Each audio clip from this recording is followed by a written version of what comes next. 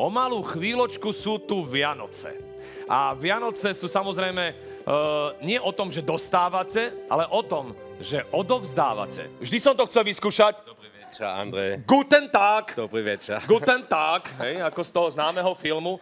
Tak páni, o vás sa vie, že radi cestujete po svete, ale určite sú aj tie miesta na Slovensku, kam sa radi vyberáte. Kam sa vyberáte vy? Máte pravdu, že rád cestujem. Som si spravil takú inventúru, som prešiel 95 krajín sveta, ale Slovensko je Slovensko. Tu som doma a najradšej mám Starý Smokovec. To už je také sídlo aj našej rodiny, kde už roky sme trávili. Welches ist the Platz in Slovakia?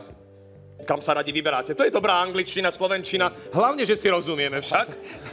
Ja, mit meiner Freundin gehen wir gerne in die Berge wandern, Strbské pleso und dann halt auf die Berge. Hovorí, že najradšej má Alpy a že nebol ešte na Slovensku nikde. Das ist hier, wir haben die Strbské pleso hier.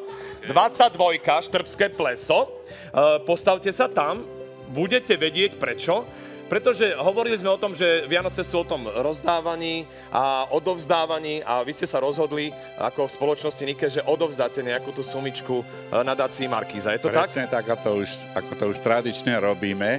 Chceme to aj teraz spraviť. Ja som rád, že môžem takého hráča v našej hre privítať, ktorý síce nebude hrať pre seba, ale na celkom dobrú a užitočnú vec, na podporu tým, ktorí to najviac potrebujú. Dajme si sem Štrbské pleso a poďme sa pozrieť, milí televízni diváci, koľko sa pošťastí nadácii Markíza odkrútiť zo Štrbského plesa peňazí. Nech sa páči, Štrbské pleso, odhal sa nám.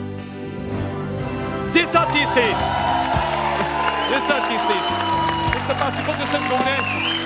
We are very happy for the children and thank you for Nike, our partner. Teraz by sa mohol pomýliť. Pokojne sa pomýlte v nejakom čísle. Skúsme dať o 1 nulu viac. Nepodarilo sa, ale... Nedá sa. Hra je hra. Ja vám to takto odovzdám, aby ste to vy mohli odovzdať.